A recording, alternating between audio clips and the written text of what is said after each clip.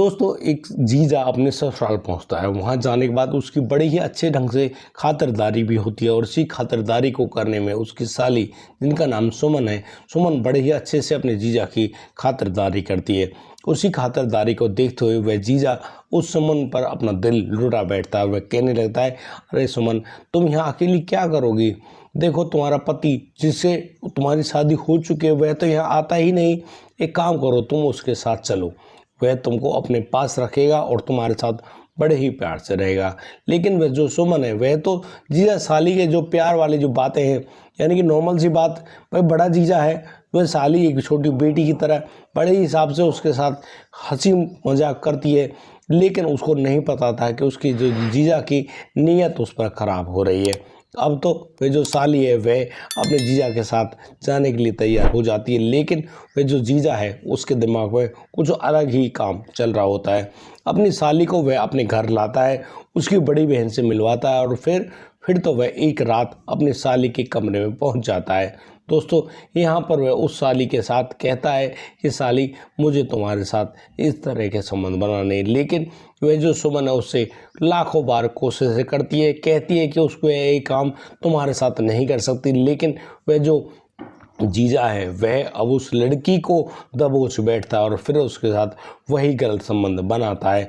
अब इस पूरी प्रक्रिया को वह रोज़ रोज़ करने लगता है। वह लड़की अपनी बड़ी बहन से बार बार कहती है कि देखो, यदि तुम मेरी मदद कर दो, अपने पति को समझा लो, तो वो मेरे साथ इस प्रकार का घिनौना काम नहीं करेंगे। लेकिन वह जो उसकी बड़ी बहन है वह भी अपने पति से ज़्यादा कुछ नहीं कह पाती है।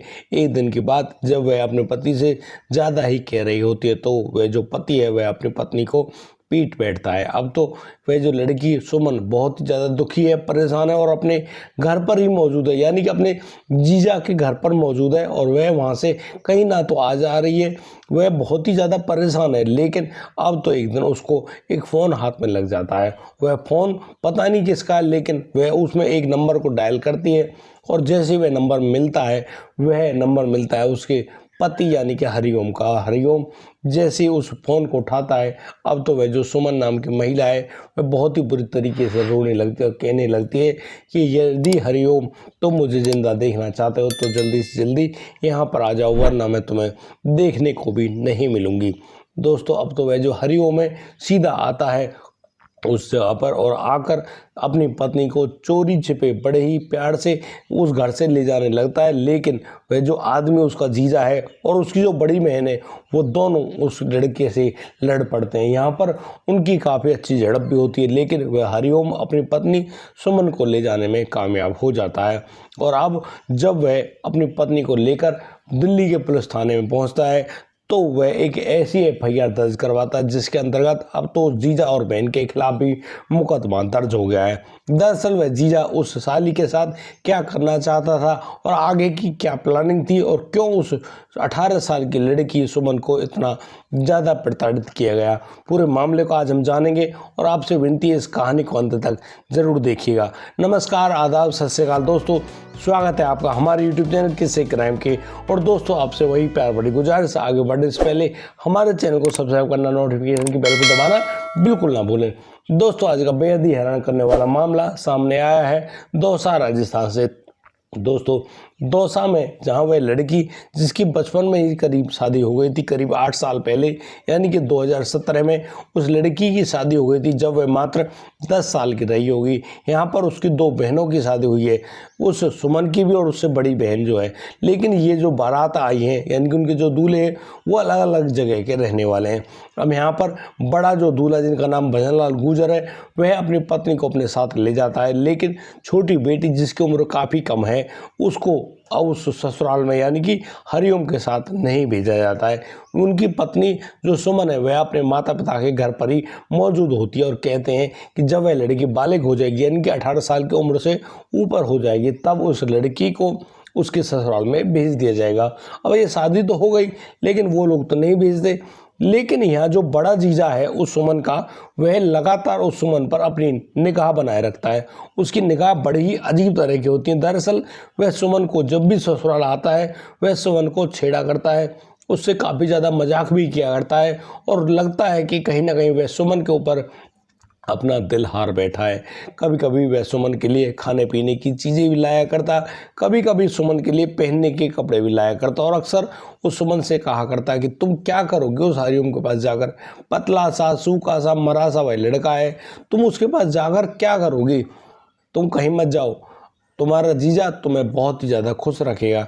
लेकिन वह जो बालक मन है, यानी कि वह जो लड़की है जिसका नाम सुमन है, सुमन जो कि 16 साल की हुई थी अभी, तो वह समझ नहीं पाती दरअसल उसका जीजा क्या चाहता है। उसको पता था भाई उसके जीजा के घर में उसकी बड़ी बहन भी है, तो उसकी बड़ी बहन यदि उसका जीजा कुछ गलत करेगा तो उसकी बहन उसको बचा लेगी। एक दिन की बात, अब तो वह जो जीजा है जिसका नाम भजन लाल गुर्जर है, वह गाड़ी लेकर आता है और उस सुमन से कहने लगता है कि चलो उसके घर चलते हैं। वह जो लड़की है वह जीजा साली का वही बाप बेटे वाला जो संबंध है, बड़े प्यार वाला संबंध है, उसी को मान बैठती है और अपने माता पिता से कहती है कि वह अपनी बहन के घर पर जा रही है अपने जीजा के साथ। वो लोग भी उसको राजी खुशी भेज देते हैं। अब वह जो सुमन है वह अपने बहन जीजा के घर पर पहुंच जाती है। लेकिन यहाँ वह जो लड़की है सुमन, जिसके शरीर में काफ़ी सारे ऐसे बदलाव भी आने लगे थे, भाई जवानी का जो समय है वह तो आता ही है, शरीर में काफ़ी ज़्यादा बदलाव भी होते हैं और अब तो वह सुमन काफ़ी सुंदर दिखने भी लगी थी। और भाई वहाँ के जो हिसाब किताब है, वो लोग अपने पहनावा भी कुछ ऐसे ही पहनते हैं कि बस उससे वो जो खूबसूरती है वह झलकने लगती है। अब जिस प्रकार से वह लड़की सुमन अपने बहन के घर में रहती है, यहाँ पर उसका जो जीजा भजन है वह उस पर काफ़ी ज़्यादा गंदी नज़र भी बनाकर रखता है। और दोस्तों, वह एक दिन मौका पाकर उस लड़की को पहले तो खेत में ही दबोचने की कोशिश करता है, लेकिन वहाँ से वह सुमन बच निकल कर भाग जाती है और वह सोच रही होती कि यार शायद हो सकता है उसका जीजा उसके साथ मजाक कर रहा हो, लेकिन यह मजाक नहीं था, यह तो सत्य था। एक दिन की बात, जब रात को वह जो सुमन है अपने बहन के बगल में जो उनका बेडरूम है वहाँ के अलावा दूसरे कमरे में सो रही होती है, वह जो व्यक्ति उसका जो जीजा है उस कमरे में पहुँच जाता है और फिर सुमन को उसी बिस्तर पर दबोच लेता है। यहाँ पर वह उस लड़की से साफ कहता देता है कि यदि तुमने शोर मचाया तो वह तुम्हारी बड़ी बहन की जान ले लेगा। अब तो वह लड़की डर के मारे चुप हो जाती है और बस वहीं पर अपने जीजा का साथ जो कि वहीं पर अपने जीजा के सामने अपने शरीर को ऐसे ही छोड़ देती है। और अब तो वह जो जीजा, जो कि अपनी साली, जो कि उम्र में उससे काफ़ी ज़्यादा छोटी है, नाबालिग है, उसके साथ शारीरिक संबंध बनाता है। और दोस्तों, अब तो यहाँ पर रोज़ रोज़ का किस्सा ऐसा बन गया था कि वह जो जीजा है वह अपनी साली के पास उस कमरे में रोज़ आना चाहता और उसके साथ संबंध बनाया करता। वह लड़की बहुत ही ज़्यादा दुखी परेशान है, लेकिन वह उस लड़की सुमन को उसके मायके में नहीं भेजा करता और कहता है कि अब तो ये लड़की हमेशा के लिए यहीं रहेगी। वह उस लड़की को हरिओम के घर पर नहीं भेजेगा, वह हरिओम नहीं, उसका रिश्ता ख़त्म। वह अब एक काम करेगा, इस लड़की का कहीं और जगह रिश्ता करेगा और उस रिश्ते करने की एवज में शायद हो सकता है काफ़ी ज़्यादा पैसे भी अर्जित करे। यानी कि उस जीजा ने उस साली को बेचने की कोशिश करनी शुरू कर दी थी और वह उसको एक ऐसे युवक के साथ, युवक के हाथों में बेचना चाहता था जहां से उसको ढेर सारे पैसे मिलने वाले हैं। अब तो वह इसी जुगत में लगा है, कभी उसके साथ संबंध बनाता, कभी उसको मारता पीटता और जब उसकी बड़ी बहन उसको बचाने की कोशिश करती, उसकी बड़ी बहन को भी मारता पीटता। एक दिन की बात, जब वह लड़की ऐसे ही दुखी और परेशान अवस्था में उस घर में मौजूद होती है तो वह उसके हाथ एक फ़ोन लग जाता है। अब तो वह लड़की सुमन उस फ़ोन को निकालती है, उसको उसके जो पति होते हरिओम का नंबर याद था और वह हरिओम के पास फ़ोन कर देती है और हरिओम से कहती है कि यदि उनको उनकी पत्नी यानी कि सुमन जीवित अवस्था में चाहिए तो वह फटाफट से इस जगह पर आ जाए और यहाँ आकर उसकी जान बचा ले। दोस्तों, अब तो वह जो हरिओम है अपनी पत्नी की जान बचाने की एवज में अपने घर से निकल भागता है, कुछ पैसों को जेब में रखता है और बस वह उसी जगह पर पहुंच जाता है जो कि सुमन ने बताई थी।